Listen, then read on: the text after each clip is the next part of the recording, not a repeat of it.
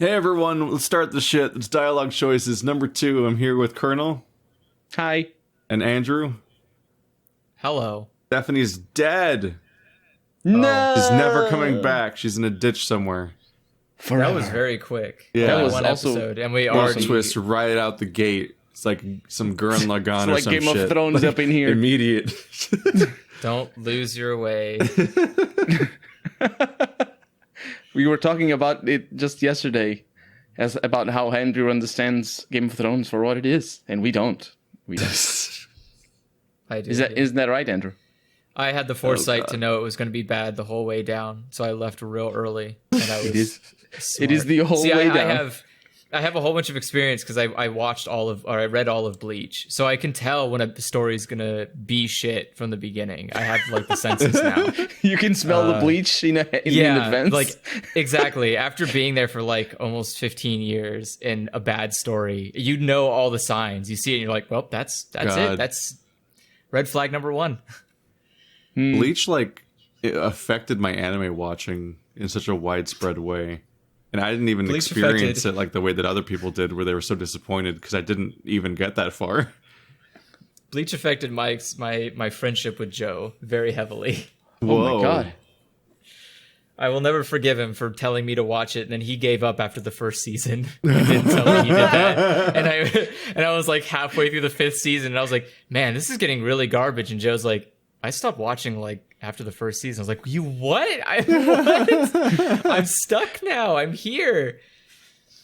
You're stuck. But I don't think that's Joe's fault, though. I think that's... It is. He God. recommended it to me, only watching one season, and then just gave up after that. It was like, I'm not gonna watch It's, the rest. Andrew- And I'm like, I think Recommendations you're just... are iffy. Are they?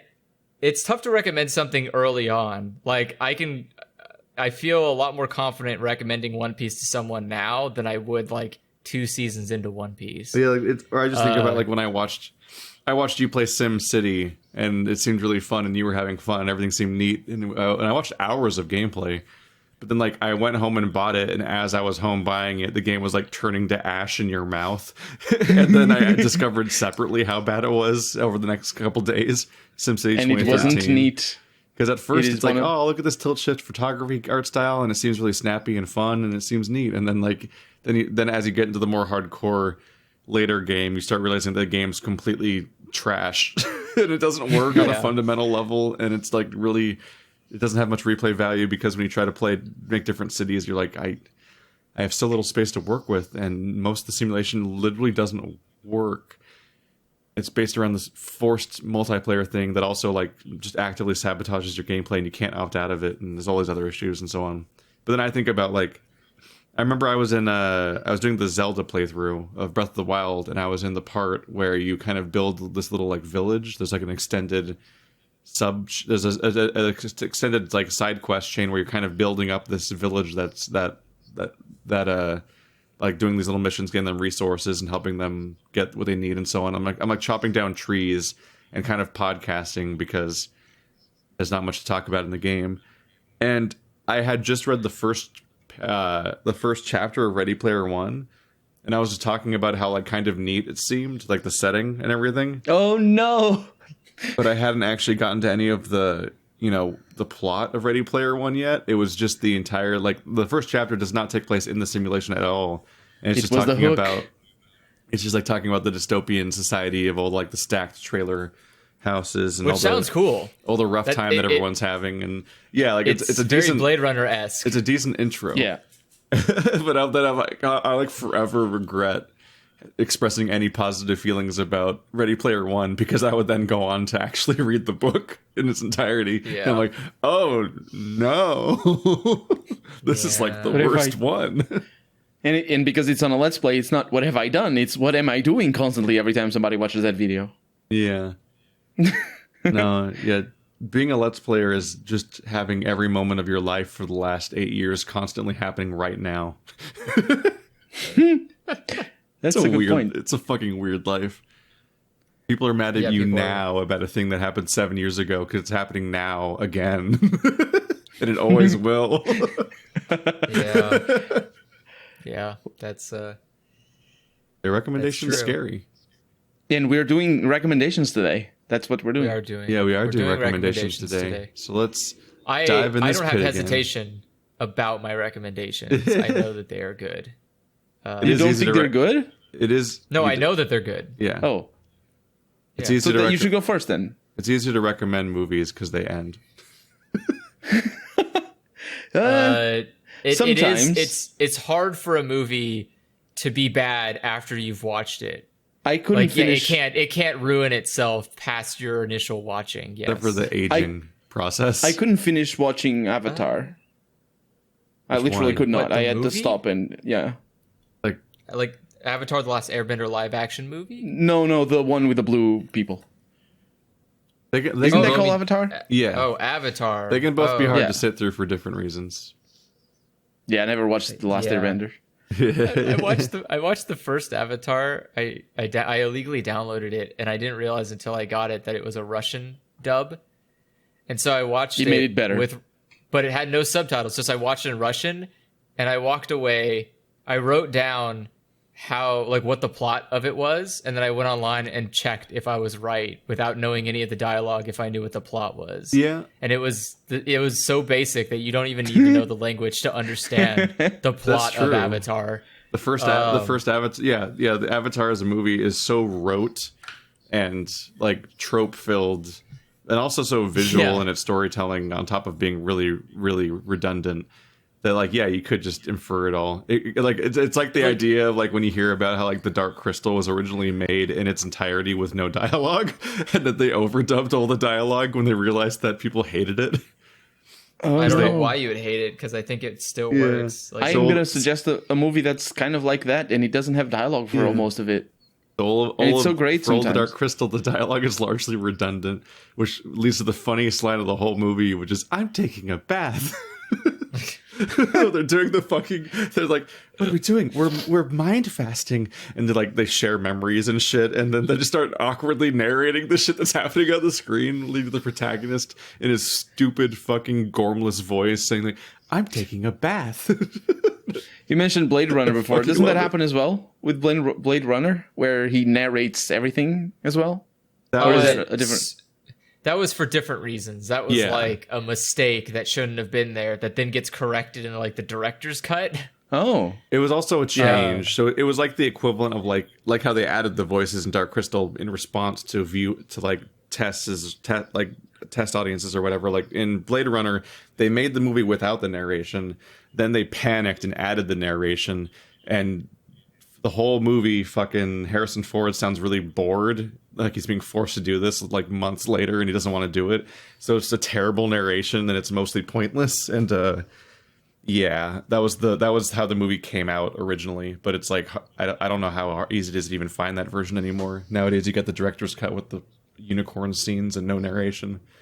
I've heard of this unicorn scene. I still have to watch it because it's the sort of It's movie that's impressive. very Like influential. you can find the copy. There is a download you can find that has the audio of the original, and it's not great. Keith is like not being. He's not over exaggerating. Like Harrison Ford feels like they dragged him in at like 4 a.m. and told him like, dude, you need to narrate the whole fucking movie again. I And he's think like, I've heard "What?" some of these lines. Yeah, and he sounds he's just very, like he's very like bored. I went into the room to ask him a question. He's He like, didn't he's have not a the narrator. answer. I'm like, oh my god, Harrison, are you here? Yeah. What happened? It's like, it's not great. I also- Yeah, and Absolutely. he's also a presence actor. Like his acting style, from what I've seen, he's very much about like his postures rather than necessarily his action in faces. So, But I mean, it also was like, even I'm sure Harrison could tell how pointless it was to read what he's doing. Like, it's not like you couldn't infer that he's doing something. He's just saying like, yeah, guys, I'm talking to a person. I threw him through a window. Did you, Harrison? I didn't see that when he threw him through the window. I didn't see 'Cause that it's part. overdubbing the thing. It's like commentating. Yeah, exactly. He's just commentating on his actions so that the viewer It's a isn't let's lost play. in what Yeah, literally. I just absolutely hate movie commentary and voiceover where it's just not adding anything. Like, Well, if you're just saying stuff that I already know, then I just feel really talked down to the entire time. Like, and I know, and I get the irony because I'm a Let's Player, so half the time I'm just like in a moment of desperation, I'm like, fill the silence, say something. But you're like, also more aware of that because you're a Let's Player. Oh yeah, no, I know what I'm doing when I just fucking throw away a garbage line because a cutscene ends, and I need to acknowledge that we're back to gameplay and me talking, and I just kind of sometimes just in one sentence, just kind of basically repeating what happened in the cutscene, like because I'm just like I don't know, I'm just. It's like, so she's like the da-da-da. And it's like, yeah, that's obviously, but it's just trying to say things. But when that's your scripted thing, I'm just like, you don't need to fill the dead air, Harrison. It's Blade Runner. It's known for its long shots and its chill silences and the synth music and the atmosphere. It's great. It's so good at world building. And then you just have like Harrison shitting all over it.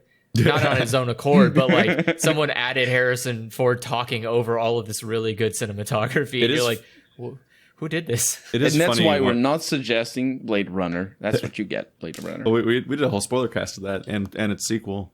I might have heard that. So, yeah. The fuck. Oh, sorry, I cut you off. I totally lost the thread.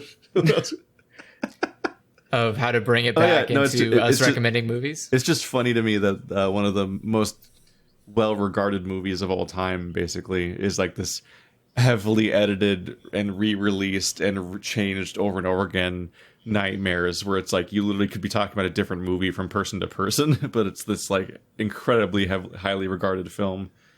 You always hear like that's Citizen the Full Metal Kane. Alchemist problem. Yeah, yeah. Well, those are literally different shows. Also, yeah, but I'm saying that they're just like both Full Metal Alchemists, and like the Brotherhood part gets left out in a lot of people's heads. So you say like, yeah, Full Metal Alchemist, like I've watched that. It's like, which one? Don't lie to me. Which one did you watch? They're both like, good. I like the first one better though, even though it's I hate that. Or whatever. I hate that. The problem is that one of them doesn't have a subtitle because they didn't plan on making it again. But no, specifically the Blade Runner re-edits are like the equivalent of like being like trying to talk about Arrested Development season 4, and if you watched it when it came out versus if you watch it now, you get a different season. You know about that? Oh, no, that's weird. No. Did they redo it? Yeah, because all Arrested Development had a relatively tight, jumping all over the place between all those different storylines, editing style in the original show. But when Netflix got it and brought it back years later for season, I think it was 4. They kind of had character-focused episodes where each episode was built around a specific character storyline, and they kept kind of all converging at like this fair or whatever, where something was going to happen. So it kept like doing parallel storylines that all happened simultaneously, and then kind of showing how they all line up in the timeline or whatever. But it did the pacing and it wasn't the pacing and comedy that people were familiar with the show. So they re-edited the entire season. Like a year later or something. I haven't watched it still because I watched the original version of it. But like they re-edited the entire season, and that's the one you get now if you watch it. And you have to like scroll through the special features tab of the show in order to watch the original version of the season, which is still there, but not the one that shows up in the playlist. And it's like it's like an enhanced. That's a choice. It's like going back to play The Witcher 1 and you only get the enhanced edition. Yeah, but like that's a lot of work, man. Yeah, that's a lot of work. Yeah, it's also just like someone's job. Like they're like, oh yeah, happy to be working. I know. I just mean like, man, I don't know. Like that's really tough. Is like I'm just thinking from like a directorial standpoint. Oh yeah, like you directed these episodes, and then someone comes around and is like, okay, we're gonna like chop them into like little bacon bits and then put them together. I don't know for sure, but I think the director might have been involved because I think the idea was that they responded to the feedback and they were making the 5th season more in line with the style of the original show and trying to correct that. And so while they were doing that, they re-edited the 4th season as either practice or to make it fit with the fact that it was going to be this one weird fucky season and they want people to come back. But I mean, I'm just saying in the regard of like you film it the first time the way you want it, like the way you envisioned it. And now you have to go back and like try to redo it in a different way. Must be tough. Filmmaking's a weird mess because so many people are involved in it all the time. Like that's why you keep having these 12 different directors cut versions of Blade Runner, where there's like there's the theatrical cut, and then there's the director's cut, and then there's the final cut, and you're like, what the fuck? The director's cut wasn't the definitive one? What do you mean? And like the At least it's not as bad as Apocalypse Now. yeah, and then Kingdom of Heaven. I've never watched. Kingdom of Heaven seen is that. this not Elijah Wood, the other guy from Lord of the Rings, Orlando Bloom. Orlando Bloom. Yeah. The other guy from yeah, the Lord of the that's Rings. You are Yeah. aware the Lord of the Rings has he so was- many guys. He was Legolas. Yes. Yeah, sorry. And then he Took was me a Legolas second. again in a shittier trilogy. Where Oof, he looked, don't remind me of that. And he looked weird the whole time. Because they were trying to make him young. They're trying to make him which younger, but he doesn't was even now make sense. older and he looks strange. Oh yeah, because he was older as an actor. Kingdom of Heaven is famous for having a completely botched theatrical cut that was just not a good movie, but then people raised the director's cut version as being like one of the best movies they've ever seen, and like it's just straight up a different film, like from front to back, because like it's re-edited fundamentally. And then you have really weird cases like Anchorman, where they had so much B footage and plot lines they cut and just so many scenes that they shot for whatever reason that they made an entire second movie out of the first movie, and it's like in the special features you can just watch a whole second movie basically from all the other shit that they didn't put in the real movie, and that's not the sequel. that's just on the that's just a weird, it's just a bunch of weird extra shit. But yeah, anyway, yeah, last time we talked about, kind of spur of the moment, we talked about recommending 5 movies next time, and so we all made our lists, and here we are. So just to clarify, we're not doing spoilers today. We're not gonna spoil the movies that we're recommending. you're recommending them, so Yeah. Yeah, I you try don't not want to spoil tell. them. Yeah, you don't want to usually spoil the movies you're recommending to people to watch. That's Yeah, the thing that happened in one of the movies I watched. Oh. Oh, that's not good. There's a fucking scene in one of these movies where it's like right at the beginning where somebody's sitting and watching this. They're reading a book at a bar. They're like, oh, and some random person shows up and they're like, oh, you're reading that? Yeah, that's great. And they're kind of like bonding for a second. They're like, oh yeah, it's so intense. Like, oh, archers, haha, and like little like that little moment. And but like clearly she's in the middle of this book. And he just like, so and so's father is actually da da da, and it's like, what are you doing? Like you fucking like shrink into yourself watching that scene because you're like, stop, no, Oh. why are you doing this? I figure we'll probably just take turns and just do one of each of our lists and cycle around, and that'll be that. And that might even be the whole podcast, depending on how long we talk about these. It is 15 movies. And I mean, we've been at it for half an that's hour true. already, and we haven't suggested any. I mean, not half an hour, but still. not like 10 minutes, because the first Yeah. I had stuff to edit out at the beginning. We were waiting. Yeah. The bloopers. And then Stephanie will come back like maybe next week or some other time and bring in her list. From the dead. She will come back from the dead. Who wants to go? You want to recommend us an anime, Andrew? Yes. Sure. Let's see. I guess they're not in any particular order. There's not like a top 5. These aren't like the best movies or anything. It's just 5 recommendations. Yeah. I'll start my recommendation with The Garden of Words, which is a... You mentioned this before, I think in the last... I think it was this one that you mentioned. I heard you talk about it recently. Did I? I might have. It's a Makoto Shinkai film, which, if you don't know, he's a really, really good director. Made like all the good anime movies. He made All the 5 good- centimeters per second. All the good. I did not 5 like centimeters that per one. second. Weathering with You. That's the only What one is I watched of it? I'm searching this movie, and every picture is the same gazebo. That's where a lot of it takes place. Yeah. Not a gazebo. Nobody knows what a gazebo is. It's a gazebo in a forest or a garden. No, I it's in guess. a park. Yeah. Yeah.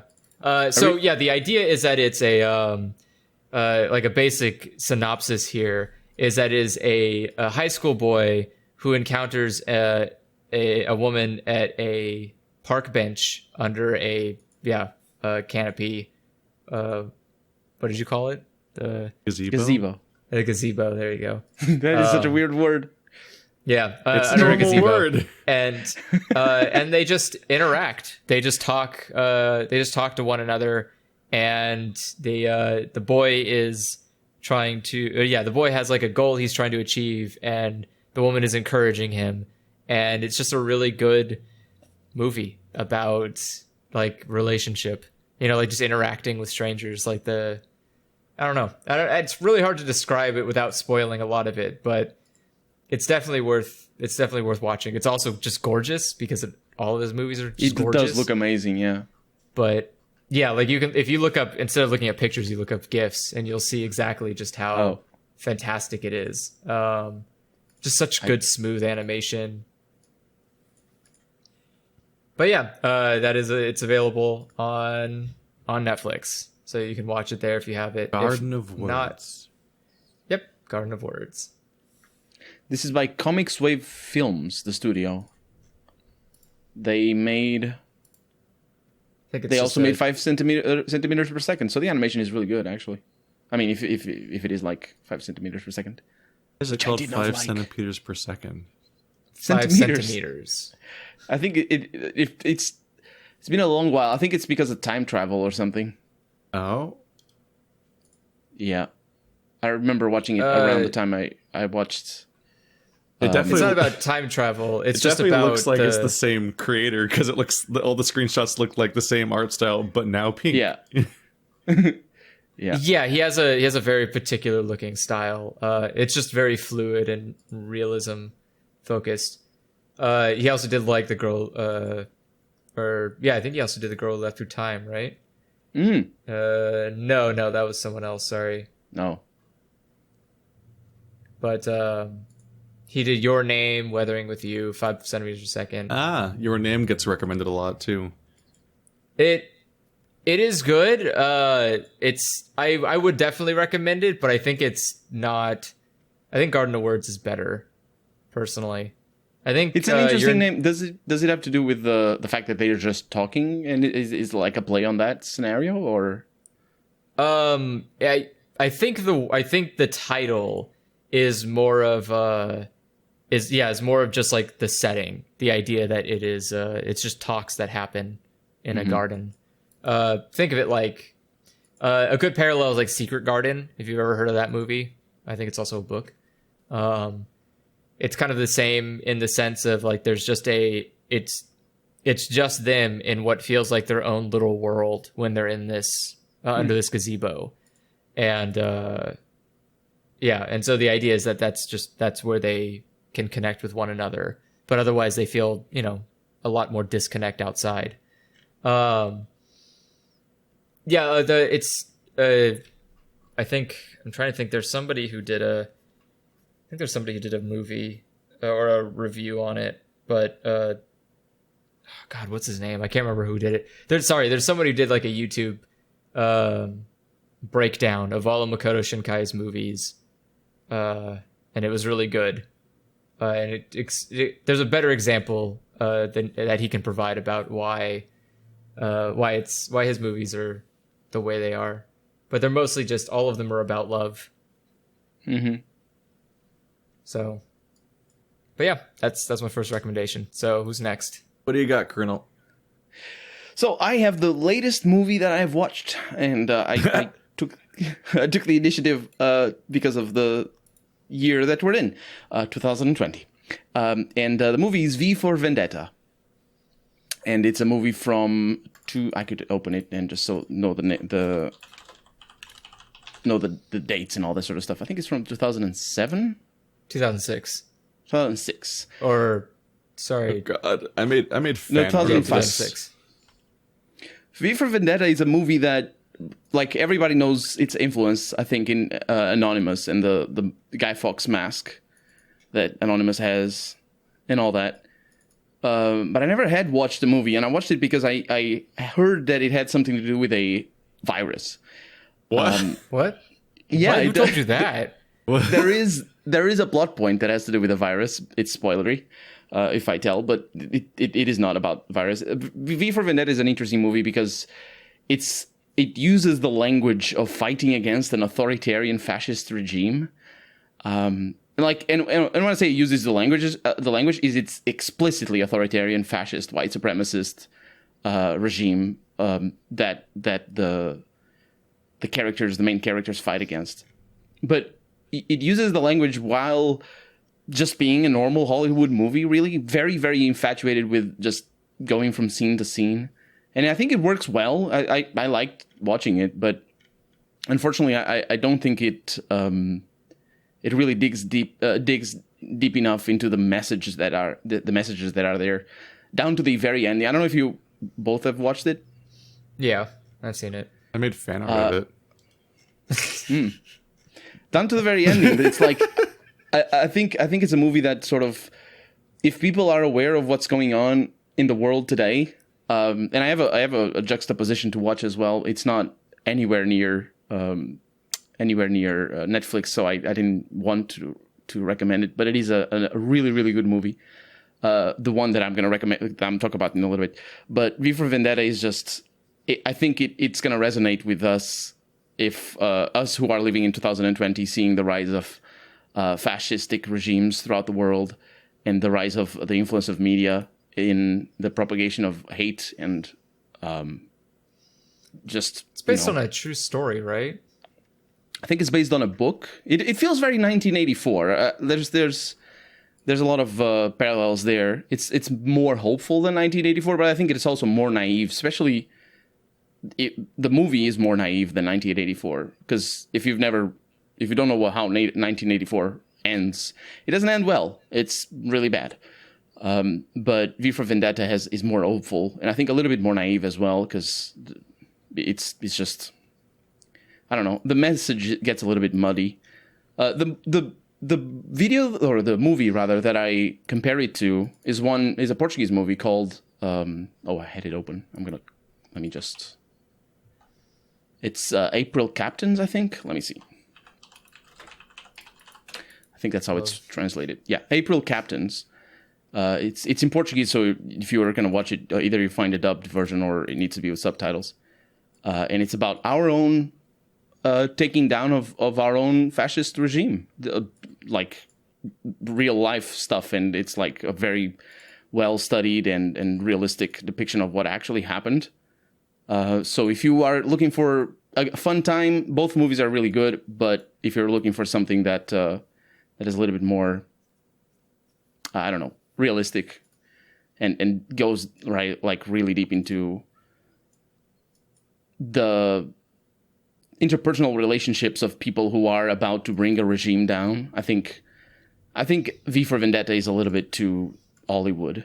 I don't know. It just feels like, when I watched it, I felt like it was really interesting, because you see right from the beginning, you see the television, the stand-in for Fox News right at the beginning, and one of the main characters being immediately characterized as, "I don't like this," so you know where she's coming from.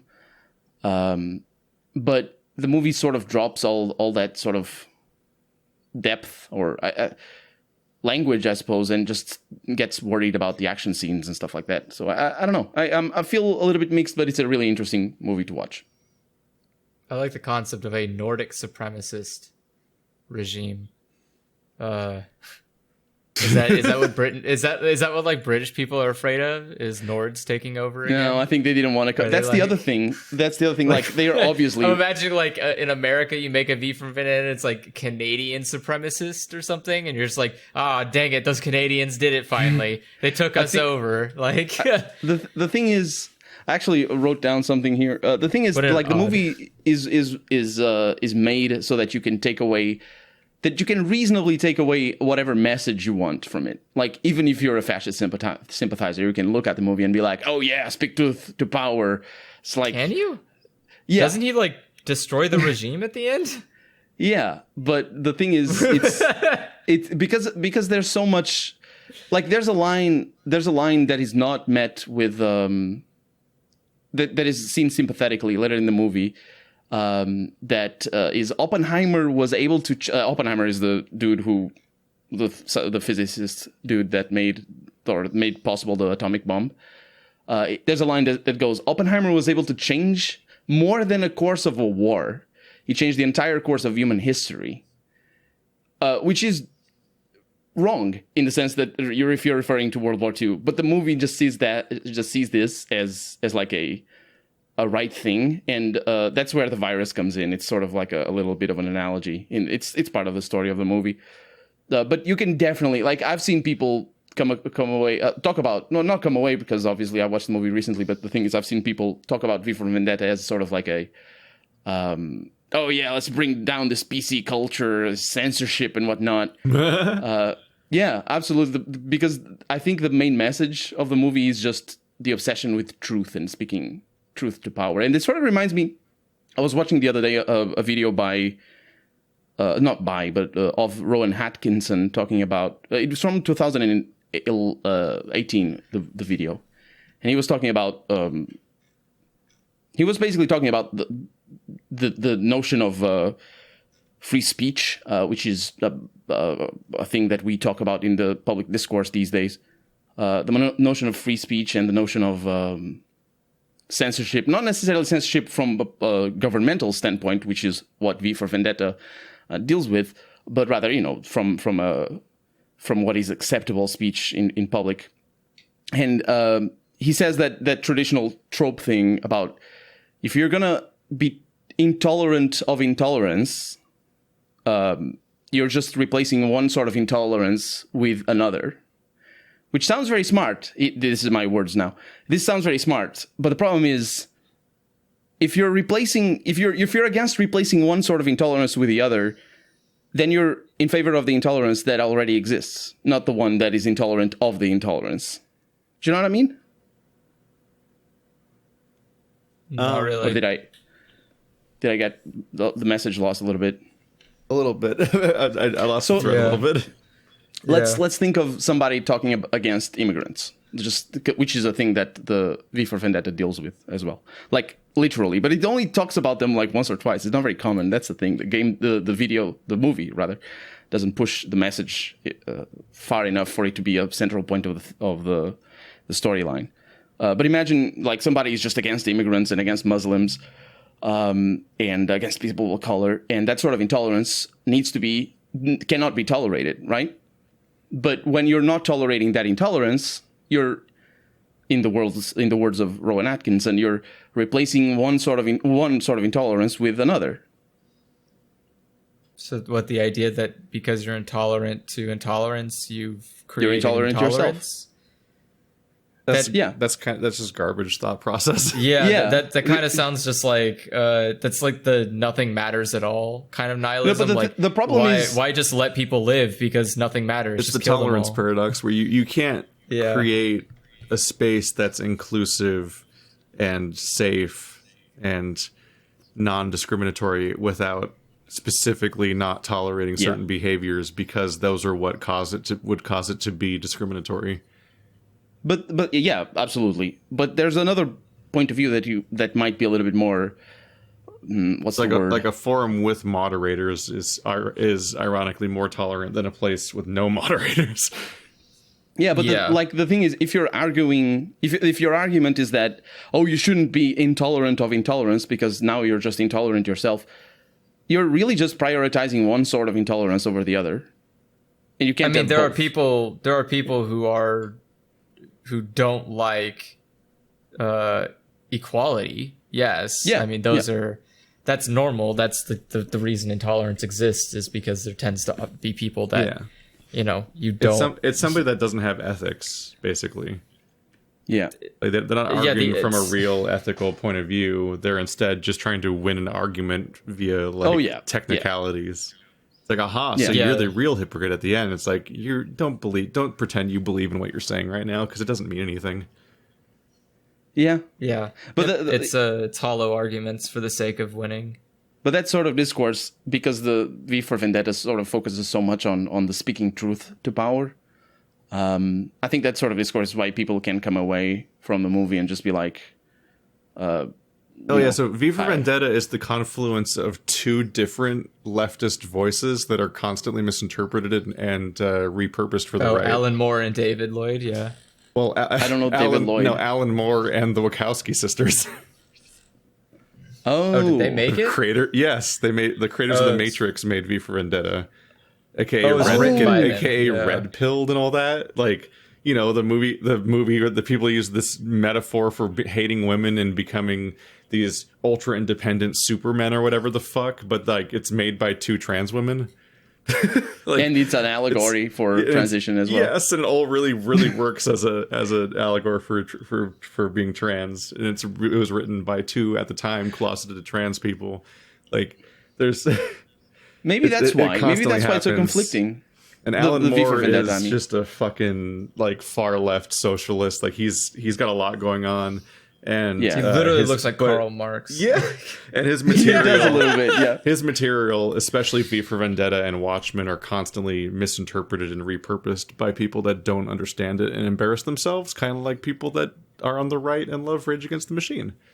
Like, it's really Yeah. fucking cringe. You You guys go really and watch took away any comments on YouTube on Rage Against the Machine, and you see people Oh being my very god! When Rage conflicted. Against the Machine gets played at like a Republican rally, you're like, you guys don't get any of this. There's a Well- song where they list what is it called? It's he just repeats all of these are American dreams. All of this is American dreams. I don't remember what that song is, but like, he's like that's the most explicit anti-imperialist song ever, and There's you a- still can come across. Well, people you can who think you it's can the it's So- it's just a separation of you can just listen to the music and enjoy it and not pay attention and not care about what the lyrics stand for or anything.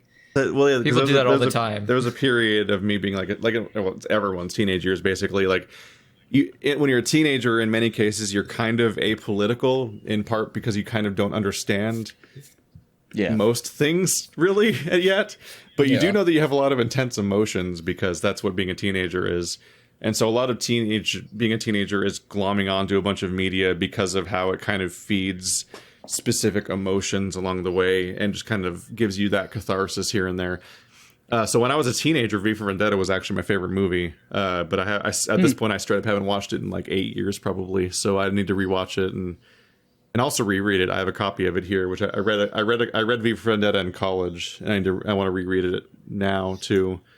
It's very different. Like, there's literally musical chapters in a book Interesting. form. V for Vendetta was an interesting read, but I feel like I need to reread and rewatch it as an adult because I think it would hit differently in certain ways, and it also might. I'm sure it would, and, yeah. and the movie might prove to be kind of disappointing as an adult. But I straight up had without even knowing they were related to each other as a teenager. I was like, "Oh, V for Vendetta is my favorite movie," and then Watchmen came out, and I was like, "Now this is my favorite movie." But Watchmen is really good. I really enjoyed it. Thoroughly moved on from both. The comic's definitely better than the movie in Watchmen's case. The movie's kind of I watched it when it came out because it's made by somebody who idolizes Ayn Rand. So it's a very broken interpretation of it. Like, he claims to be making panel for panel recreations of it, but every little change he makes style wise shows his lack of understanding of what it's even supposed to be, and he really misrepresents a lot of things, and he does a lot of weird creepy choices and just strange things, like how the scene where a sexual assault happens is shot in a way that sexualizes the victim, which means which means it's being framed to as if you're almost supposed to agree with the assaulter and stuff like that. And like there's all these sorts of weird moments and like major changes to how this plot ends up and so on, including the entire ending. There's a lot of weird choices. You guys definitely like got a lot more out of this movie than I did. I thought it was just like I thought it was just Daredevil, but without the blindness. But you can definitely see that interpretation. Are you talking about literally, Vendetta? it's literally a movie about political terrorism. Yeah, because there's not a lot I get of death. that, but it didn't seem. I don't know. I guess it didn't really hit me as I like the political part was very backseat. Yeah, where I absolutely. was definitely when I watched it more focused on like, okay, when's he gonna do something cool next? Well, that's like the he's thing. saying. Like that's especially like the teenager experience of like back then I just watched it and it's just this movie about like rising up and kicking some ass and so on. Like the same way that a lot of like these like dystopian post-apocalyptic young adult fiction stories will appeal to teenagers, and you're just like, oh yeah, Katniss is gonna beat the bad guys, but then like when you're an adult you go back to it and you're like and it all hits differently, and that's either for the better or for the worse. And a lot of stuff like that, like V for Vendetta will hit me differently if I watch it now, And like a lot of music does that. Like fucking when you're a kid, it's like, haha, he keeps saying chocolate rain, and it's like it's just a funny, weird meme song. But then you actually go back to Chocolate Rain as an adult, and you're like, oh, fuck, this song's distressing. I have a lot of that experience listening to heavy metal with bands like Pantera and Megadeth. Or like, and they just go back and, oh my god, they are no.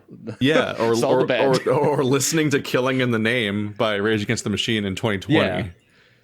Like some of those that work forces are the same that burn crosses. It's a song about the history of the police recruiting from the KKK and the deeply racist institution that it's been from the outset, because it was literally created to recapture slaves. Yeah, you don't think about that so much when you're 14 and you just want to hear the guy shout and scream "Killing in the Name of" and da da da. Now you do what they told you, and it's just like a fun sounding song. But yeah, if you never, it's really fucking embarrassing though if you grow up to be an adult. And then you're like, oh yeah, Rage Against the Machine is my favorite band, and you've still like never even tried to interrogate any of it. It's like, oh, what's your favorite? Really, that's your favorite media in the world, and you've never even like really thought about it for a minute, like just for a minute, because like because similarly, like to talk about something aging in the opposite direction. Get the lyrics real quick. I really wish I knew the song of the other Rage Against, the song that I. Oh yeah, it's most of the songs that they hit hard. But yeah, like I used to like as a teenager, I would listen to Critical Acclaim by Avenged Sevenfold, and it was just like, these big cathartic rants and yelling, and it just sounds cool when you're a teenager. But then you listen to the song as an adult, and you're like, oh no, they're Bush apologists. This song sucks. Like the rant that felt cathartic when you weren't thinking about it and didn't fully understand it is really fucked up. It's like, how does it feel to know that someone's kid in the heart of America has blood on their hands fighting to defend your rights so you can maintain a lifestyle that insults his family's existence? Well, where I'm from, we have a special salute that we aim high in the air for all those pompous assholes who spend their days pointing fingers. And it's like, hey, how dare you judge the war in Iraq, you evil leftists? You're insulting the troops. Like, yeah, they're such trash. Yeah. You say, like, we're not that different of age. I think we're like 3 years apart, maybe. Yeah. But I started listening to Avenged Sevenfold when I was like 20 something. So maybe not right at the beginning, but I remember the song that you're talking about. Yeah. And I don't have the same experience as you do in terms of, like, I always saw them. Yeah. You didn't get hoodwinked over time. No, I think the thing is the impression Bush left on me, but even on people around me. I think in the world, I would go as far as say the impression Bush left in the world of the American political and even like the people, like it is different than the impression it left on the people of America. I feel I still think that the world. You're just describing like both Bushes. Oh, yeah, I'm talking about the last one. Lindsay Ellis did a really good video about music during the Iraq War and how, all throughout American history and just everyone's history, really, like whenever wars happen and so on, there's often art dealing with that period. Mm-hmm. And there's often a lot of like protest stuff because really almost basically all wars are just bullshit and should have never occurred and are being fought under false pretenses and so on. And people are dying for no real purpose. Money is the most important thing of all, and that's there's only the one connection. way to get it. That's the connection that V for Vendetta doesn't make, by the way, Andrew. Yeah. What you're saying is the problem with the ultimate message of V for Vendetta. It doesn't connect the lines. What, capitalism? Yeah, absolutely. I mean, absolutely. But the appalling takeaway was just how every musician was just gargling Bush's balls throughout the United States, and it's because in the specific way that we were really because of 9/11 and the specific way that we were attacked and so on. It all got very deftly all redirected as this rage in a particular direction and this united thing where it was such a crime to speak out against any of it. And it's like this huge embarrassing period for people that actually, grew up and looked at it at some point, just realizing like, wow, this, we really got fucking, we basically were just collectively tricked. It's very infectious. We were sold the idea of a war that wasn't even related to the thing like wasn't even particularly related to the attack that sparked the excuse for the war, and didn't really accomplish much. And we were basically being we still haven't really recovered as a nation from like just the endless like gung ho patriotism where we have to all like bring together the bulwark and all stand together against these things. It's like, no, maybe we should be questioning the systems and the choices going on here. But it's like, you're anti-American. What are you? You probably are a terrorist. I think the analysis. I mean, probably. I think the analysis that of the role of the media in that, both in the Bush era as well as more recent, and it definitely the lines can be drawn as well with old style fascism, and with V for Vendetta as well. The role of media is so crucial in understanding how people get the opinions they get, and that sort of hate and that sort of like jingoistic nationalism really is toxic in the sense that it contaminates. Like it's very difficult to steer away from. Because once you're in there, it's very, very hard because you need to not only do you need to think contrary to everything that the world tells you, and I can only imagine, obviously, that because I'm not an American, and I can only imagine how difficult it must be for an American person to break out of the mold. But also, not only do you need to think, you also need to go against the current, like actively, and be different. And especially when you're alone and there's nobody in the media to point you anywhere, it can be. I imagine it is absolutely. It's an exception, right? If somebody does it, it's an exception. I mean, there's often like the fear of exclusion aspect where it's like you're surrounded by people that'll think a certain way. So if you step out of line, then you're going to be like kicked out of that group. And there's even people in this country that are several layers deep. Like, say you live in Salt Lake City and you're a Mormon, like you're not even close to being ready to question some of these other ideas because you're still like having to groupthink with everybody else on like that entire like religious order, and the way that like that if you step out of line, they do like excommunicate you not just from the church but basically from like your friend groups in society, because there's several groups in this country that actively work in a way where they discourage any sort of dissent by actively cutting people out if they do it, which makes everyone terrified to do anything. And it's just which is it's funny to me, like that should be. You want to talk about cancel culture? Dixie Chicks got completely literally canceled for saying Bush was bad, which is fucking insane to think about now. In an interview, not even in a song. It was like dare they not like George Bush, hero and definitely not war criminal. I don't know. There's at some point I start getting tired of constantly hearing about stuff like Bush being bad, but then you just like, okay, well, when did it stop being like when did it start being this way? And then you start going back and back and back, and you're like, wait, it's always been this fucking way. Are you guys just ever gonna do anything about it? It's like, well, no, we're not gonna let it happen. You're not, it's like, are you? You're because not this is history. You're not allowed to question this, Andrew, or you'll get an Avenged Seven song written about you. Fuck. All the way from the east to the west, we got this high society looking down on their very foundation, constantly reminding us that our actions are the cause of all their problems, pointing their fingers in every direction and blaming their own nation for who wins election. They never contributed a fucking thing to the country they love to criticize. That's their take on it. How dare you criticize any of this stuff? How dare you question if like, oh, are our institutions racist, or maybe our systems are bad? It's like, oh, but you live in a society. Great. Thanks for the takeaway. Avenged Sevenfold, you trash brains. By the way, I don't see it. I don't know. That's just weird. It's always been weird to me to see to see like the idea of not being able to question a group, not being able to say like, this is weird, isn't this stupid? And people just like, no, it's perfect. It's like, no, that's pretty stupid. If you think like something is perfect on the first try, you're crazy wrong. Yeah. We live in a country where we're running by the rules that were written by a bunch of slave owners hundreds of years ago. We've amended them a couple of times, but we don't talk about that because then it would like ruin the illusion that we're not allowed to mess with the Constitution. I hear you talk about the second time a lot. But the second time you amended it. I mean, the Second Amendment made a lot of sense when you didn't want you didn't have automatic guns. Well, you didn't want your government with like muskets to come by and steal your crops. So it was easier if you had a musket that you could then shoot at the musketeers that were trying to steal your crops. That's not why it was made, though. That's not why the idea is you can defend your country. The idea is defend your country. Did you look into it? Did you know the reason why? It's for local states to create their own militia so they can defend against a federal. No.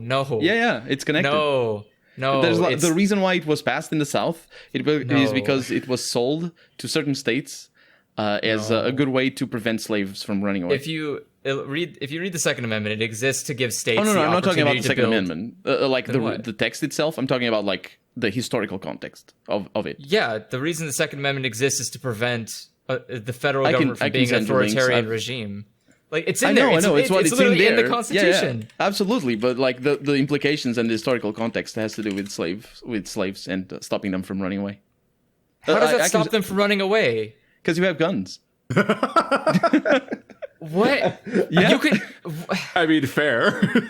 Yeah, everyone had guns though. Like but if it wasn't enshrined in the Constitution, maybe the government could take it away, and then you wouldn't. Your slaves would run away. The government was pro-slavery. They would, of course, want you to have guns so you could protect your property. Slaves didn't count. The idea, slaves weren't people, so there was no laws against hurting them because they're not the government people. was pro-slavery, but there was no police. But what? And the first police that happened was precisely to hunt the slaves down as well. In the United States. Because slaves didn't count as people, so there was no crime you could commit against slaves. No. It was like specifically slave hunt. I think I'm talking I think Andrew said Kansas the government. Or Arizona? I'm pretty sure Andrew said the government was pro-slavery. Oh yeah. The government's pro-slavery. You said it like to you're a point contradicting where that, but that's what he said. Oh. No, I'm just sort of like adding. Yeah, sorry. I can send you some links. The concept here is like a lot of the Constitution is built out of scholar. A lot of it's built out of spite for where we left, which is we didn't want to live in another authoritarian regime, aka monarchy style. And so you have a lot of stuff to prevent that from happening. Like everyone's allowed to have guns because if the country starts turning into a regime, you can just shoot at them, which makes a lot of sense. It's the most ironic thing ever because of what is going on right now. Well, yeah, but the people who are being subjugated aren't the ones who want guns. Yeah, that's the problem. That's why it's ironic.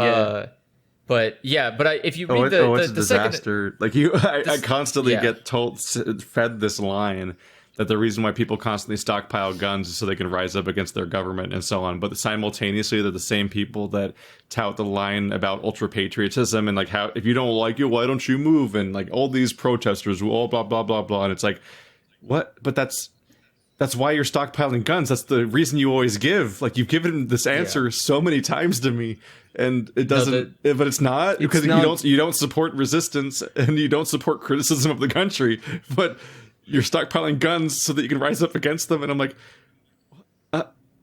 I can't process this dissonance. I can't deal with it. Yeah. Because it's not an argument. It's never an argument made in good faith. No, it's never made in good faith. It's just like how whenever a black person gets shot, they're always like, "Well, he had a gun." And it's like, yeah, the things you said we're supposed to have. The house next door smelled like weed. It doesn't count when he has it. His boyfriend wasn't sleeping. Her boyfriend wasn't sleeping. I mean, the thing is just it made a lot of sense when you had 10,000 people living in your shitty poor ass fucking country that you don't want to get taken over by another country. And now that we're 300 million people strong, it kind of seems like a dumb fucking idea to let everybody have a goddamn gun and they can just shoot at each other at any time. And it's like, well, how do you police that if everyone can have a gun? But if they have the gun, you have to kill them because it's a threat to the police officers, right? Even if they're not using it. You only kill them if they're not white. Don't forget about that. No, that still happens though. There are people who just have a right to carry a gun, get seen with a gun, and get shot. It's there's just you have no set laws about how these work because each state gets to define how gun laws work. What was the name of the little kid that had the toy gun that got shot? The toy gun? No. It was like a cell phone cover that looked like a gun. I don't know. Trayvon Martin, was that the one? No, that's not Trayvon Martin. Oh, no, Trayvon Martin was just literally walking down the street with a hood. Are you talking about the guy in Sacramento that got shot in a backyard? I think so. Yeah, I think he had mental issues as well. I was like, Dude, I was living nearby when that happened. It was like People it's die. Local news. People die in this country like every fucking day from guns. I can't keep track of it anymore. I have It's just the ending of the song that I was thinking of. Also, Rage we Against. just completely forget this list. Yeah, no, we're going back. We've made it two We're getting movies deep, and we're like, Yeah, we we're gotta almost go an hour back. in. The song is called "Know Your Enemy," and the ending is literally compromise, conformity, assimilation, submission, ignorance, hypocrisy, brutality, the elite, all of which are American dreams. I know my enemies. This is the end of the song. Like Rage Against is so explicitly. Yeah, and you have to explicitly actively anti- ignore every single word he's saying. I mean, the joke is to be always, what certain kinds machine of do you- people and a fan. Yeah, the joke Yeah. is always like, what machine do you think they're raging against? Is like, what do you think they're raging Yeah. against? Like, an ATM? Like, no, you fucking idiots, against the government. But then you look. Do you know that "Don't Tread on Me" snake on that yellow? I don't remember Yeah, the the name of libertarians. Yeah, because then you also have that. They are also very anti the machine in a way, and I No, think that's why they're- they can ignore they're certain like aspects. They're faux They're faux, for anti-machine. sure. But like, it also appeals to their sense of independence and their sense of like, that sort of. I think that's that, at least that's what I get for a lot of people is the appeal of that sort of.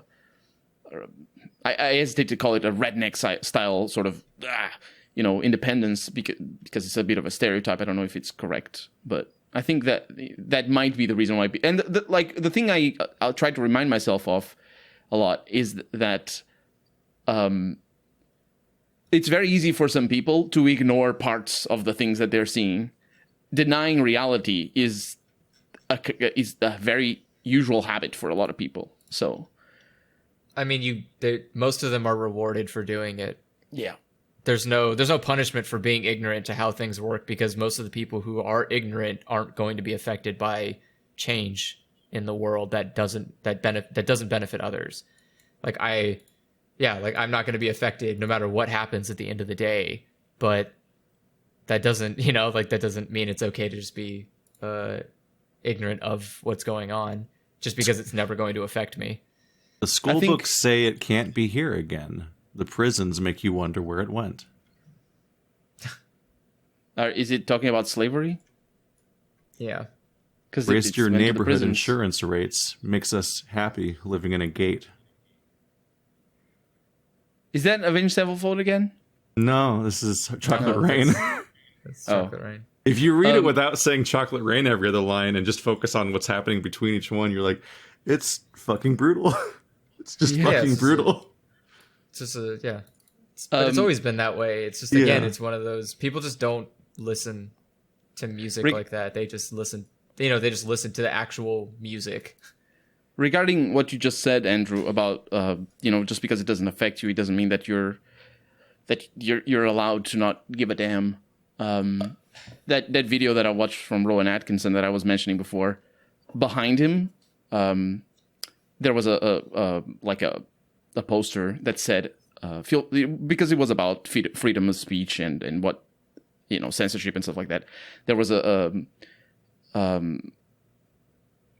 poster saying, "Feel free to insult me anytime," or something like that. And my immediate thought was, that's very easy to say when you're a white cis rich dude in Britain. I mean, my initial train of thought is, I have enough resources and the means and the ability to just leave this country whenever I want to. But you need to think about the people who don't. Like, I think I can, but there You are can, plenty of but- people who don't have to, because they can also just leave and they don't have to give a shit about how it goes. Some of them don't have to leave because nothing will change for them. that's another aspect. I mean, but that's the thing. Like, to me, the way I always view it is just like, well, if it doesn't work, I'll just leave. I'll just bail. And that's why things like climate change are so, like, they're so racially relevant. Well, in the sense that racism is relevant for climate change, because the Climate change is rich will be able- it's a different issue, because there's not really an end game that works with climate change. yeah, Like, for you can't be like, yeah, but we're going to use all our money to like stop the fire. It's like, well, But yeah, okay, like, sure, I guess you can live in Jetson style homes in 2055 because there is no Earth you can live on anymore. but you I can't deny guess. that you can't deny that it is, and it is affecting right now, and it is going to affect always first and foremost the people without the means to avoid it. Well, the people it's who just didn't do it's anything. just a hypocritical thing of people saying, I don't want, like people say, I don't want more immigration. Okay, well, stop destroying the planet where people live so they have to immigrate. Yeah. Like, stop, being, or like, oh, okay, what about people who need to leave because their countries are just terrible? It's like, well, I've never lived in a bad country, so they don't deserve to live here. It's like, they didn't choose that. They didn't just wake up one morning and say cool, country's being taken over, awesome, like we've done to several countries. Maybe. Yeah, basically all of South America is affected by the drug laws in the US, but for you don't example, have to let alone you don't everything have to else. think about that stuff because you're in America and it's fine Yeah. here. And when it's not fine here, then you're probably But either at the going to same die time- here or you can just leave. But at the same time, the education system, it doesn't tell you about this. The mass media doesn't tell you Nope. about And this. Trump wants it to tell us about it even less. He they says want the it to- opposite. Well, no, we're going to learn about America, right? About the history of Yeah, America. he had this big. Hopefully, hopefully it does nothing. But he's trying to make it even more patriotic focused and make it even more brainwashy.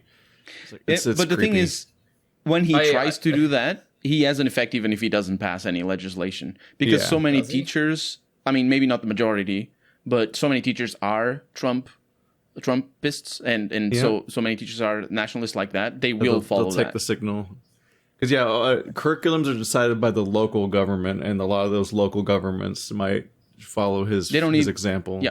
I mean, we already have that. They That's already why- were. We go to a school where you like a bunch of fascists. You line up and you pledge to your allegiance to the flag as a child, and then you get taught a sanitized version of your history, where ultimately you're the heroes. That is what happened here in Portugal before 1974. That is literally what happened. Yeah. The locals deciding how, local governments deciding what to teach is the reason we have Confederate flag problems still. It's because fucking jackasses still taught about racism as patriotism. They're like, oh, but this flag meant that they cared about America. It's like, then why did they rebel against the country that is what it is today? Against the It's United States. They just were so passionate. It's like, yeah, passionate about owning people. What the fuck? Get out of here, dude. It's not a question. We have history books. We have literal history that we can look at. Our history curriculum's so bad that people grow up unironically thinking that the Civil War didn't have anything to do with slavery. Which is Yeah, it's I next get level that shit. impression as well. That's about as stupid as the dinosaurs didn't exist because the Bible didn't have them in The it. devil and put the it's bones there. Ha! Yeah, the devil put the bones there. God, could you imagine? What a next level waste of time the devil is having. He's just creating bones in his little fucking hovel hole. I and he's believe it if he's anything these people are going to be. If the devil's anything like Loki, then I believe it, because that guy just fucking he'll spend 3 years on a prank. Him and his dragon bones. That No, literally dinosaur feels bones. like what He'll birth a spider horse just to prank somebody. Loki's fucking crazy. But on the topic Loki's of his stuff. lyrics, the bell curve blames the baby's DNA, but test scores are how much the parents make. The same crime has a higher price to pay. The judge and jury swear it's not the face. Dirty secrets of the economy turns that body into GDP. Chocolate Rain's fucking brutal. It's just Jesus fucking It is Christ. talking about all that. People were just like, "Wow, look at this funny viral video. He leans away. He leans away from the microphone to breathe." It's like you come back 10 years later, you're like, this is. Come back in 2020, it's like this is a fucking brutal song to look at. You're like, oh no. But that's what I mean by nothing ever changes, and I'm kind of getting tired of it because that song isn't new. No. It's very, very old. What But is Chocolate the thing Rain, is, that 70s? tiring that you're feeling, Right? and that I'm feeling, and we're young still. Not That is guy. how. Sorry. No, didn't hear. when you look up Chocolate Rain, the fucking meme is taken over. So trying to find anything about the actual original song is oh, The you thing- mean the guy who sang it? No, not.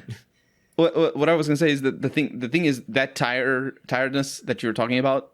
That is what gives context to. We look back and we look at all the activists and fighters like Martin Luther King and Malcolm X. that fought and down to their last breath, and they spoke up and they dedicated their lives. They were tired all along. They were tired a lot more because they were exposed to they weren't privileged like us, at least in terms of skin color. And then all of their efforts get co-opted. That's yeah. So we get because Martin Luther King nowadays is used to spin this myth that like the United States was this racist country until Martin Luther King, the saint, just came by and then fixed racism, and now it's over, and now nothing's racist anymore. And that's the that's the line that people on the right constantly toe, is this idea that all racism is over, institutional racism is a myth that people use as an excuse for their own real failings and all these other nonsense things. And they it's like the Joan of Arc thing where they fucking retroactively deify this person, but like Martin Luther King wasn't popular. He wasn't liked at the time. He was literally assassinated. He was killed. Yes. Fuck. Yeah. And he was assassinated and by the country, over and over by again. our own country. Like the country hated him. He didn't fix shit. We just retroactively commodify his image now to spin the idea that we're all better now. Well, no, we do it because otherwise it's just platitudes. It's to say like, okay, black voters, please don't hate us. Remember Martin Luther King? We think he's a good guy. And they're like, well, he supports Martin Luther King's teachings. It's like, no, I don't. I just think he's a good guy. Don't like read too much into this. And like that's how every political party works when it comes to like talking to any minorities. It's like, we like this person. It's like, oh, really? It's like, yeah. That you give him a holiday and you pay lip service to him on that day. And you completely reject every single fucking thing he ever had to say. The fact that there's like Martin Luther King is a holiday, but also President's Day, which is like, wasn't the majority of these guys slave owners? Well, and also, George Washington's birthday is a holiday. He's like, didn't he own slaves? He was just the first president. What did he do that was impressive? And it was like, don't you also have Columbus Day? No, Columbus isn't a federal holiday, I don't believe. Oh, okay. I don't believe we get a day off. That is even more fun. We do have it. It is a holiday, but we don't have it. I don't think we get the day off. It's just a day, I think. Yeah. Okay, yeah. Yeah. Because Columbus never even touched... You only hear about Columbus Day because sometimes people are like, it's a Columbus Day sale, because people will make any day a sale. Yeah, it's just a... No, Columbus Day is also... kind of a fraud.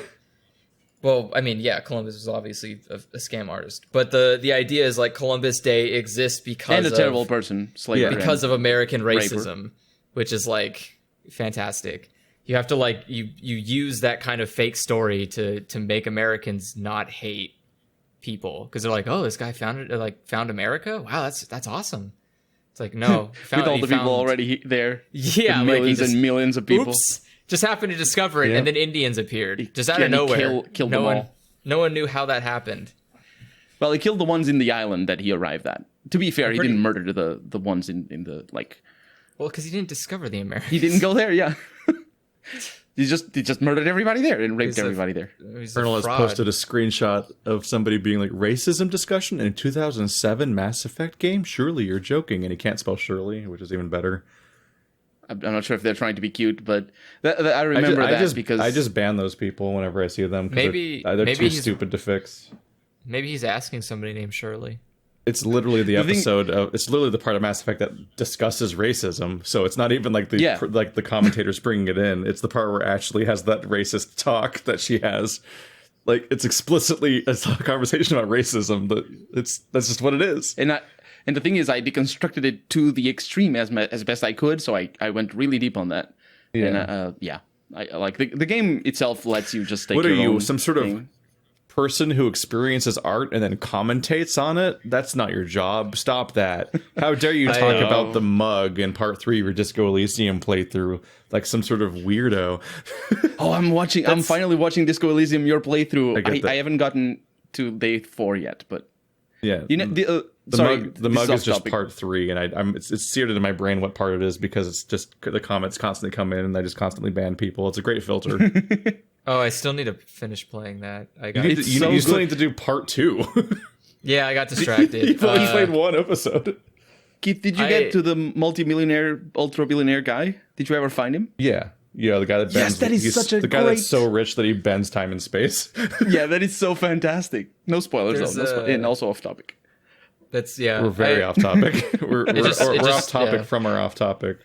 We can go back. Yeah, like I remember watching. I watched Keith's playthrough of what's it called? I just forgot the name now. Outer Worlds. Oh yeah. Yeah. I watched that one. The one that's explicitly about these topics.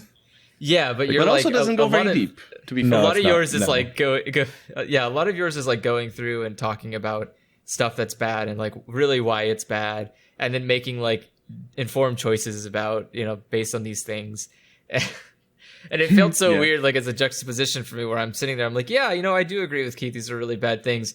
But my decisions are just like, yeah, but I don't have time for this. And I just blow the brains out of every person who gets in the way of what people. I want. Yeah, like I just kept shooting. Like I'm sitting there, I'm like, yeah, guys, it's really bad to do capitalism. And I'm like blowing the brains out of a boss. And I'm like, all right, get out of the way. I just need you to like do the thing I want. And so I just Class like pushes. war. Yeah, like I just push. This. Well, that's the thing is like I don't have time to try to like slowly convince someone to do the right thing. I'm just like, no, I'm just going to move your body out of the way. I'm going to look down and say, you get this place, you get this place. All of you leave me alone. I'm going to go into space. And then everybody's Andrew like, is the ultimate tanky.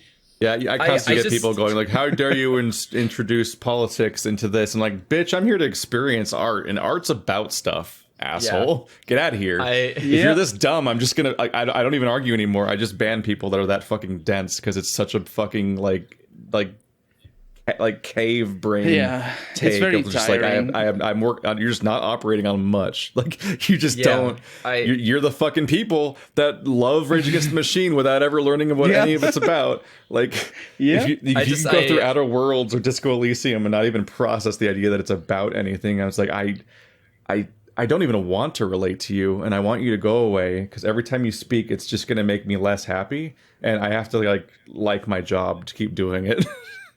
Yeah, that's the thing is like I feel like I definitely understand the problems, but I don't agree with the solutions to solving them, and I think that is the problem I always have with most media is that I agree with like the message. We're like, yeah, that's true. That's a good message. I should take that. Like, I agree with what you're saying, but I don't agree with, like, the option that most people take, which is the, like, the slow, methodical, over time, changing things for the better. It's like, no, it's just bulldoze your way through. The liberal fantasy. Like, I can fix it from the inside within the system by just voting. My thing is I burn both houses down, and I go, okay, now only one person gets to rebuild. And then I look at the other people like, you can't, nope, don't do it. I'll shoot you. Yeah, but stay where you are. That works well in a fantasy world. Oh yeah, but that's why I like games like Outer Worlds, where it's like I can just do that. Where someone's like, I'm the big bad guy, and you have to convince me to be good. And I'm like, no, I don't. Boom, shoot you in the head. I'm gonna go sit down now. You guys are good people. Here's the land, and I walk away. And people are like, I guess. I had that same moment in the major choice at the end of the game of the Outer Worlds. You're gonna like that when you. There were several times when I was tempted to just shoot people. I didn't even hesitate. Like I literally walked into a room and someone was like, look, I'm going to give you a proposition. I will do all the things you want, but you need to wipe out these people. And I was like, okay. Oh, you're talking about the same one that I'm talking about. Yeah, I was like, alternative. I killed them all. Yeah, I was like, alternatively, I could back out of the conversation, shoot you in the head, kill all of your guards, walk out, go to the board of directors, take everyone out, walk over, turn the key, free the guy, and just end the game and be like, all right. No, you're talking about the other character. I did that later. That's how I did for every single solution. Every problem was like, I have the character you care about, but you need to do a bad thing if you want to free them. I was like, I can just annihilate your entire country. And I just wipe them all out. And I think in pretty much every region of Outer Worlds, you meet the shittier people first. And then they tell you to go deal with the other people, and then the other people are like, but actually nuance or reason here, and they also kind of suck, but for different reasons. But generally speaking, you still pretty much always end up going back and taking out the first shittier person that you met because they were way worse. Like, that was just the pattern on every planet. So you could just skip the process by just shooting them immediately, and it's probably why you're the first one. Why Andrew's playthrough wasn't very long. My playthrough was really short. Even Gorgon made the new DLC that came out made a lot less sense because it tries to add nuance to a decision that I long overcame, which is like, oh, we're gonna try to like build deeper on this this backstory of like why this, you know, why the company is bad. I'm like, oh, I just wiped it out though.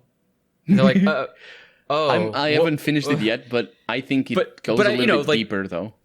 But that's the thing is like Not if you most just of shoot Outer 'em. Worlds, yeah, not if you just shoot them. And that's the thing, like Outer Worlds doesn't really have a story balance for like pure anarchy. And they even like I saw an interview for the Path of Gorgon DLC, and they're like, we solved that problem. We're gonna make it so people, even if you just want to shoot your way through, you'll still get a different experience for that. No, I didn't. That's an absolute lie. I got the exact same experience that I would have if I had followed the rules. I'm enjoying like Burial on Gorgon a lot. Yeah, it just I finished it in like 2 sessions. Because it's not a very long game, even if you're RPG rambling about every so dialogue. fucked. It's so fucked. Yeah. Like I'm trying to get through Anachronox, but I'm also trying to get through Wasteland, but also like it takes so much time to edit each session. So like I have to have a backlog of Anachronox prepared because like if like for example tomorrow I have an RPG video due, and I don't have any RPG videos recorded. So like it's like, oh, it's the weekend and Andrew's free. Like that's probably when I should record Wasteland, but I won't be able to edit it in time for tomorrow's time slot. So I need to record Anachronox today instead. But like because it's 2020 and everything's just getting worse every day, even though I've like re-edited my schedule and so on, I'm always kind of like running on like a half battery, and I'm like I haven't had any of those like days lately or weeks where I like, oh man, I got like 2 days of work done today, cool, and like I'm like ahead of schedule. I'm always just kind of like kicking the stone slightly further down the road at an even pace that never quite accelerates. If I can help in any way, let me know. I don't know how I could, but because I have some, I am on the opposite. I'm lucky with the games that I'm playing, so I just want to play them. Yeah. It's a mess because like what was it? It's just been bad. Everything sucks. Around the time that The Last of Us came out, affected. Yeah, there's been a series of things. Around the time during The Last of Us stuff, especially since I got the whole game done in like a week, for like the next month or so, I was like 2 weeks ahead of schedule, and it was great all the time, and I could just pretty much just record whatever I wanted on a given day, and like that. And I was always like slightly ahead of schedule every day, and so on. It was going great, but like for like the last month now, it's just been not working, and I can't get any momentum going.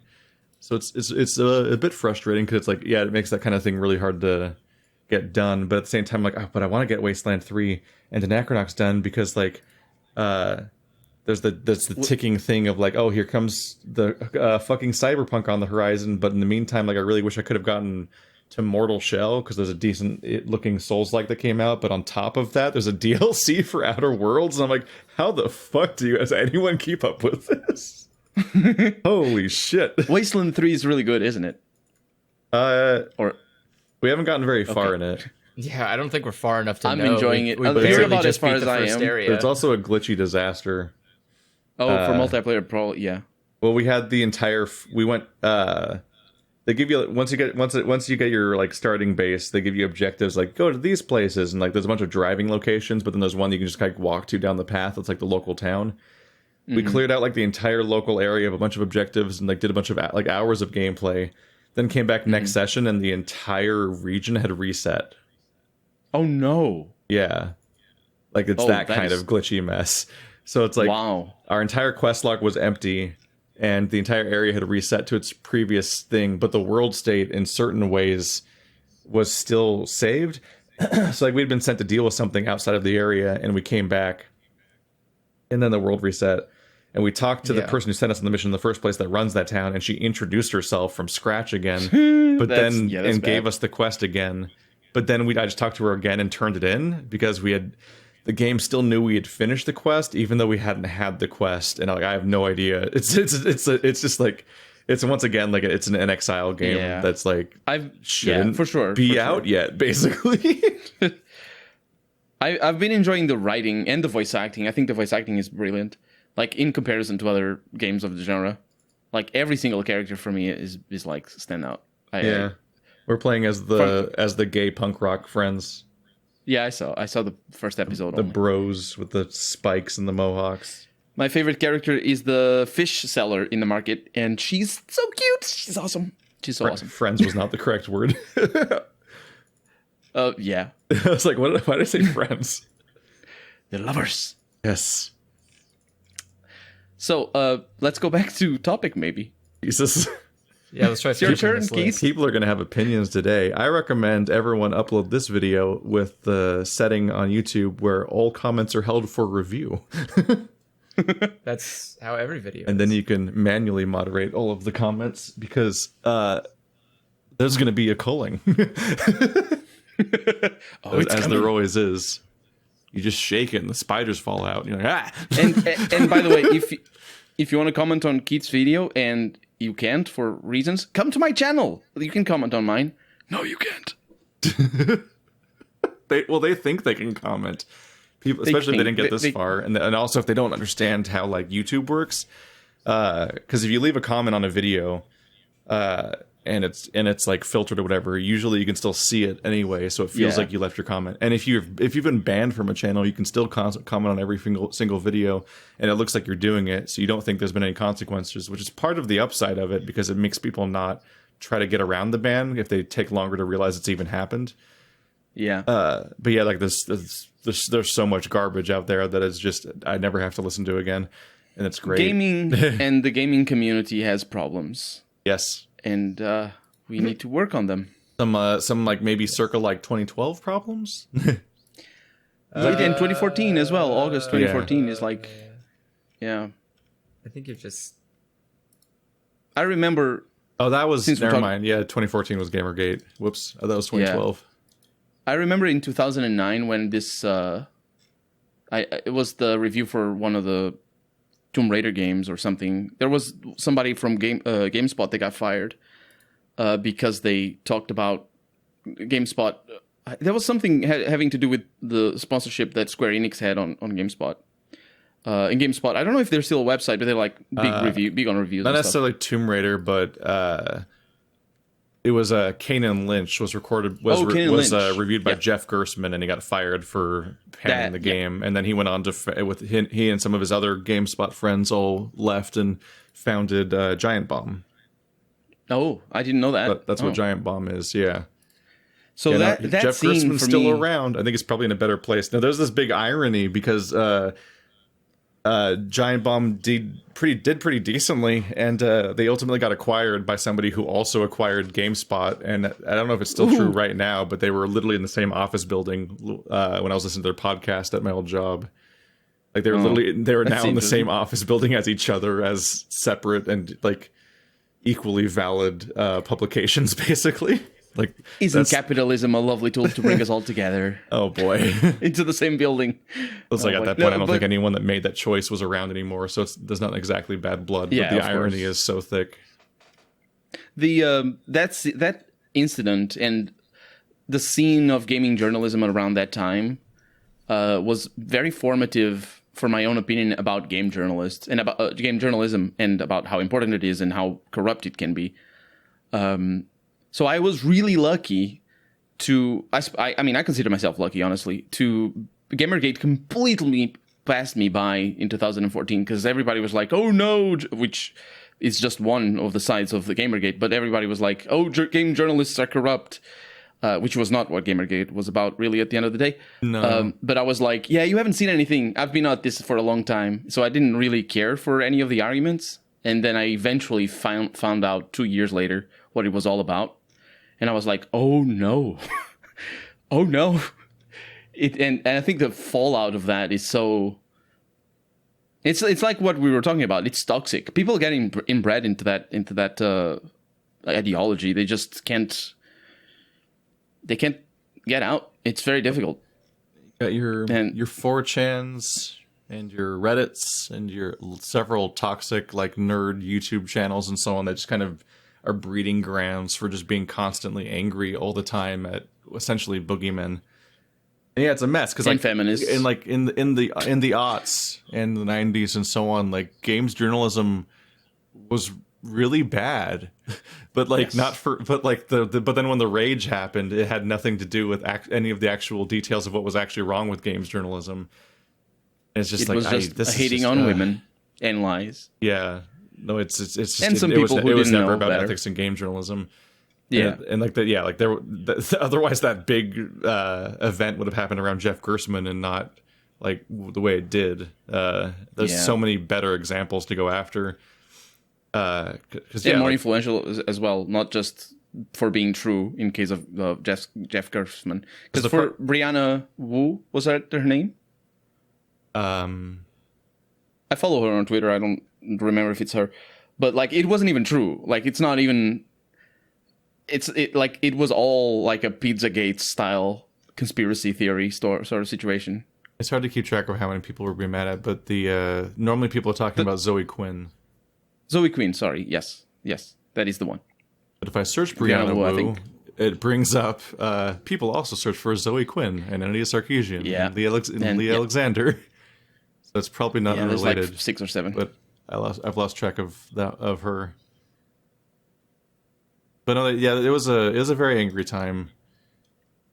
It was really weird because for example, Anita Sarkeesian's content was basically advertised by the hate. Like the amount of people that were mad about it made her more successful. Oh yeah, not only by proving her right a lot of the time, but also just actively advertising her by never shutting up about her, which is the entire reason I know she exists as a person. Same here. I subscribed and I watched all her videos and I was like, what's the fuss here? Because why are people so yelly about this thing?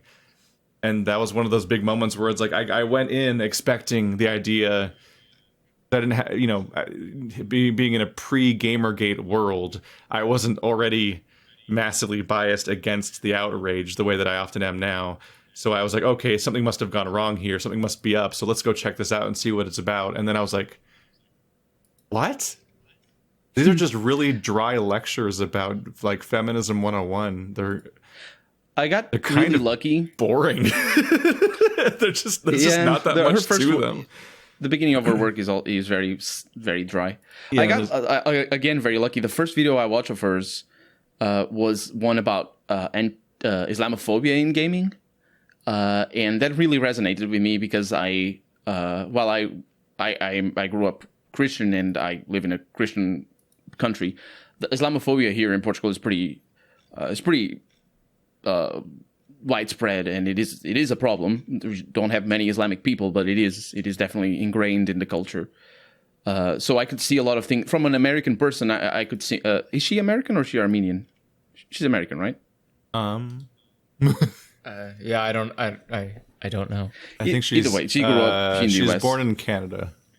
Oh, okay. There we go. Nationality American/Canadian. So I'll just trust that. For somebody from the other side of the world to recognize the same patterns as I recognize in other things, not necessarily in gaming.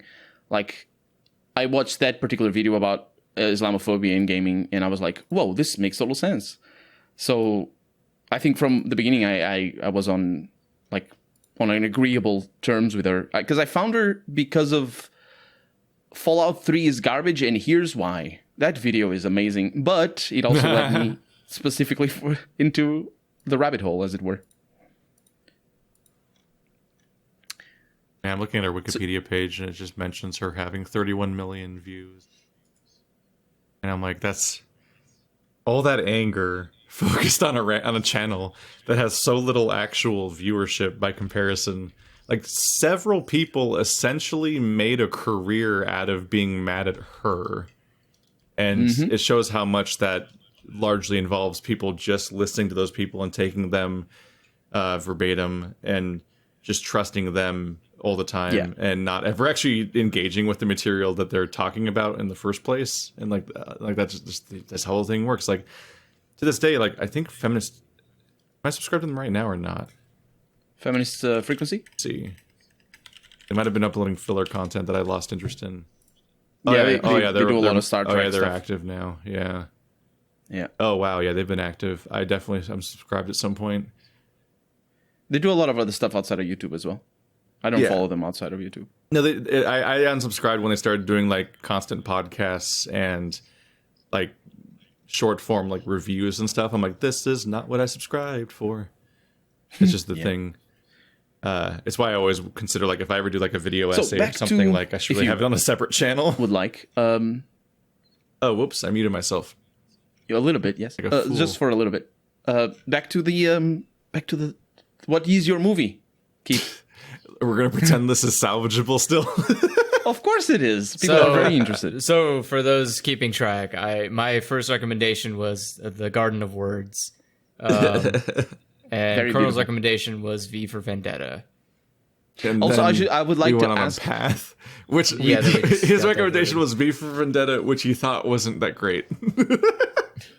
It's a good movie to watch, not necessarily to appreciate or to like, but if you like, it's fine. Natalie Portman is so tiny in that movie and so American as well. She's so American. I mean, yeah, she's always tiny. Yeah, she's always tiny in real life. Like, she's always been a very small person. Has but a tendency to shave her head. They portray her as she's so tiny. It is unbelievable. I think they really meant for her to look small. She has a propensity for shaving her head. A lot of roles require her to lose her hair. She's a very narrow, short, sinewy, gangly kind of person. Like that, it's and that's often played up for elements of like vulnerability or body horror. I mean, if she was in the Professional, like her origin point, I think, with Leon the Professional. Then like she plays a child princess or child queen in the Star Wars movies, and then like the whole horror movie of Black Swan and so on. It's kind of been a thing for a while, and now she's literally playing the version of Thor that has cancer. Oh, it's like Thor's hammer goes to his love interest character from the comics, and I don't remember her name. But she has cancer and she's going through chemotherapy, but she's able to wield the hammer, and so it's like it's an interesting character. She looks really good. She looks really good even when her head is shaved. She's really pretty. But yeah, I haven't read that storyline, so I don't know a ton about it. But it's an interesting idea. I think there was an idea that like whenever she uses Thor's power, she's shortening her life or something. Ooh, so it's like there's some stuff going on there. It's like because she's not Thor. Well, I think it might have to do with her condition. Oh, okay. It's like she's worthy of the hammer, but she's dying of cancer, and grabbing the hammer can give you this power, but I don't think it magically cures you or anything. Like it's not going to heal her and fix those problems. Yeah. So it's like I don't know. We'll see how that goes. Or even I don't even know if they're dealing with those ideas in the movie, or if they're just going to be like it's Natalie Portman with a hammer. I'm that is a movie right there. I'm kind of burned out. Which is kind of a bummer, because it's a bummer to be burned out on superheroes just in time for when they're suddenly less afraid of making female ones.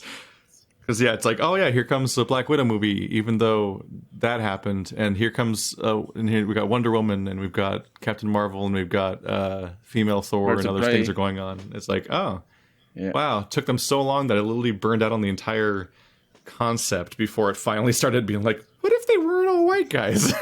It's like, I stopped watching superhero movies on the first Amazing Spider-Man. That was the last superhero movie I watched, I think. Amazing Which Spider-Man? was like 10 years. Yeah, the first one with the reboot thing.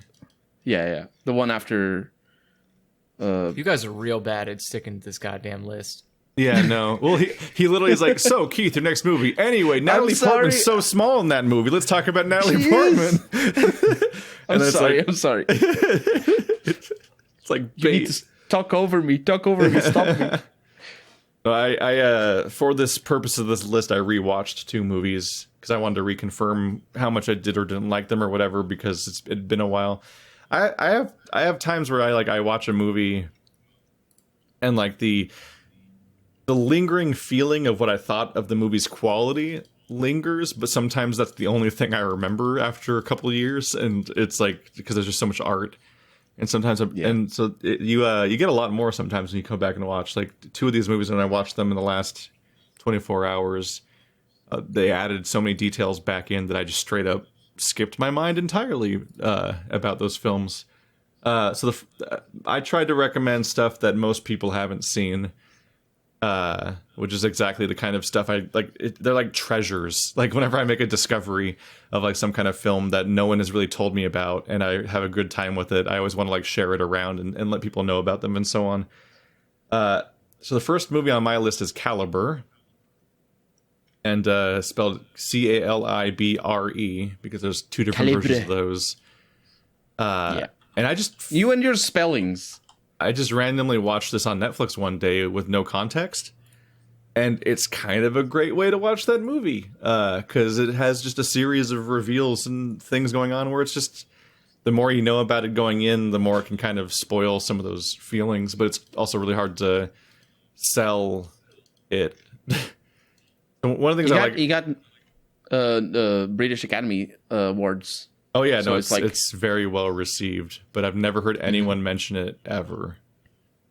I don't know if anyone knows this movie. I have no idea what its scope of popularity is, or if like maybe across the pond there's more people that like know about it or something. But I've straight up never seen a commercial for this or heard anyone refer to it or talk about having seen it or anything like that. But it's a British drama, and it's hour and 40 minutes long. Why? That's not necessary. So it's one of these films that a particular thing I like is I like character driven stuff, and it also is like a treat when you have like a film that's feels like it's full of like solid actors, but you don't really feel like you recognize anyone, or maybe there's like one or two people you kind of have this spark of like, maybe I kind of have seen that person before, but you're not like, oh my god, it's Chris Evans. Like you're not sitting here like being wildly aware of the star power of the film, and instead it's just like, it just feels like it's a bunch of people basically that are like all 90th, they're all like 90th percentile attractive, but you know, they're all just people. All the hot people. And in this case, it's like, it's not an English, fuck. They're all ugly. Is that it? What is their Is that what you're accent? saying, Keith? How are they saying they're ugly? Jack Lowden? I'm bad at, looks amazing. I didn't. No, I was saying that they're all like top 90. Oh, like they're all like better than, they're more attractive than 90% of people. But you know, I see. Oh, it's super. It's the superstars or whatever. I wanted to say where it is, and I'm like, I actually don't really know because I'm bad at Europe. The setting? Yeah, I was trying to say like, it's in the Highlands of Scotland. It is in Scotland. Yeah, it's what it says in the wiki page. Yeah, so it's in the forest in Scotland. And so it's these two people that are friends. One of them is about to be a father, and they're kind of having this like away, like that. You have this feeling that it's like their final trip before he kind of has to engage with what the rest of his life is going to be, which is a common trope for movies, is to often have like this is their final hurrah before the thing happens and so on, like the Hangover movie and kind of shit like that. So they're gonna go hunting, and he's not really ever been hunting before, but his friend wants to take him hunting in the Scottish forests, and they're going out to this like they go to this small town, and they meet a bunch of people, and it's just like a bunch of like well acted, well scripted little like chill scenes of them kind of engaging with different people and getting in conflict with this or that person, and like having a heart to heart with this person, and just kind of a bunch of scenes that really let you live in that town for a bit and get to know everybody and feel like you're just flesh them all out as people and as this lived in space and so on, and make you kind of like everyone to some extent, except for certain people. And then they go out the next day to their hunting trip, and the hunting trip goes very badly. And I don't mean I don't mean like they didn't do a good job at hunting. Good. I mean the trip goes very badly, and the rest of the film is them dealing with the consequences of what happened on the hunting trip and hiding what happened and having to deal with the fact that like people know that they were there and who they are, and like they're staying in this small town where everyone in the town knows who they are because they're like the only hunters in the entire region because it's such a low population and low popularity area. And they have to like go back to these people that they've met and try to like maintain normal conversations knowing what happened, and try to continually not reveal what they know and what has happened and so on. And it's just this, it's one of those things where it's like when I love I love a lot of Tarantino films and stuff like Inglourious Bastards, where you just have these long conversations that are just ratcheting the tension, and there's things and you're wondering which characters know what and what this is going to happen and when the shoe's going to drop. And like Inglourious Bastards is like literally has like several scenes that are like 10 to 20 minutes long of just a conversation that's continually ratcheting one source of tension over and over again, and you're just losing your mind watching it. And like Caliber is a lot of that, and it's just best if that kind of like distressing suspense thing is what you like to watch, then this film is for that. And I've intentionally been vague because I don't know, I value just going in and just discovering things and living them the way they are. I tried to convey the premise and only spoil the amount you need to know to even have an understanding of the premise, because just saying a name of a movie and then saying watch it is too little. But yeah. I think you make it sound interesting for sure. I think even watching a trailer would spoil more than I've given. And I think that's maybe even a little bit of a problem, but that's how trailers work. You make it sound like Weekend at Bernie's, but serious. Yeah. It's the kind of tension that makes you want to puke. It's one of those movies. It's not. It is not a funny movie. It is not fun. What the hell does that mean? No, I don't. What do you mean tension that makes you want to puke? I've never. Yeah. What does that mean? Do you like? Have you ever played Alien Isolation? It's my kind of movie. Yeah, it didn't make me want to puke. It made me furious. Oh, it made him very angry. The tension in that game just makes me. This must be some kind of weird, like, human emotion I've never. No, the video. You can go watch our old Let's Try of Alien Isolation, or our miniseries. I guess that was a miniseries where we quit. I think I watched it. It was a quickie, technically. Yeah, well, it was a one-off session, but I think we made like 5 episodes out of it. But you can just watch Andrew just continually lose and scream at the game for it, which definitely dismantles the tension. I definitely felt the tension more when I played the game myself. You did a Let's Play, didn't you? Yeah, I did a full playthrough of that game. Oh, that's the one I watched. Yeah. I found the game exhausting. It is very easy. Because it makes you tense, but it's also 20 hours long, and it's just like this is too much of this feeling. So true. So yeah, I've never so this movie is better. I've never felt tense enough to vomit. So this movie is better than Alien Isolation because it's only 1 hour and 40 minutes, so you're not gonna puke too much. It was a good find. I watched it last night to confirm that I liked it as much as I thought I did, and I did. Nice. It was good for a rewatch, especially when I've forgotten a bunch of little details along the way. That's my kind of jam. Recent as well. My entire list is dark films. You definitely get get a different tone from each of our lists. Yeah, mine's not gonna. Well, yeah, mine aren't ever. Actually, a lot of mine are not dark. Most of them are very emotional, but they're not dark.